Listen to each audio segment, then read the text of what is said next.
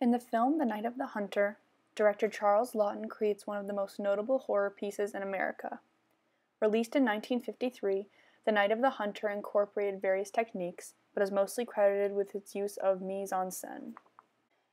Mise-en-scène literally means staging or putting on an action or scene. Essentially, mise-en-scène is the overall feel of a movie. According to Robert Kolker at Film, Form, and Culture, mise-en-scène can be defined as the articulation of cinematic space, and it is precisely space that it is about. The overall feel has to do with everything that appears in the frame, such as the design, composition, actors, lighting, props, and costume. Mise-en-scène can be viewed throughout the entirety of The Night of the Hunter. This film in particular is most known for its great lighting and shots. Many shots use lighting in order to convey fear or horror, such as this one with Pearl and John peering out the window, attempting to hide from the murderous Powell. According to Matt Mazur at the International Cinephile Society, the mise-en-scène light design makes a melodrama the key ingredient of Laughton's work. Another type of mise-en-scène is familiar image.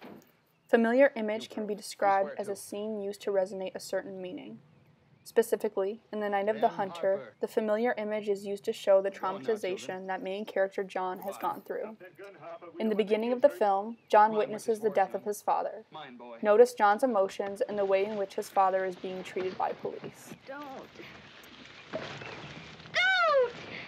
Now, if we fast forward to the end of the film, where Powell is arrested, a familiar image occurs. Powell is being arrested just in the way that John's father was.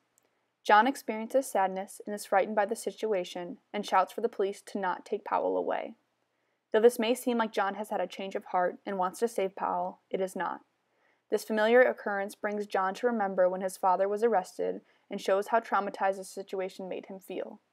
The mise-en-scène specifically is used to portray character emotion and thought. Mise-en-scène can be found in any film, however probably not in the same way. For example, in Harry Potter and the Deathly Hallows Part 2, the film opens with a darkened and gloomy view of Hogwarts. In context, this is due to the fact that Professor Snape, a character seen as the villain, has taken over Hogwarts in place of the deceased and once beloved Professor Dumbledore. In previous films in the series, Hogwarts is seen in a much brighter light, when Dumbledore was headmaster.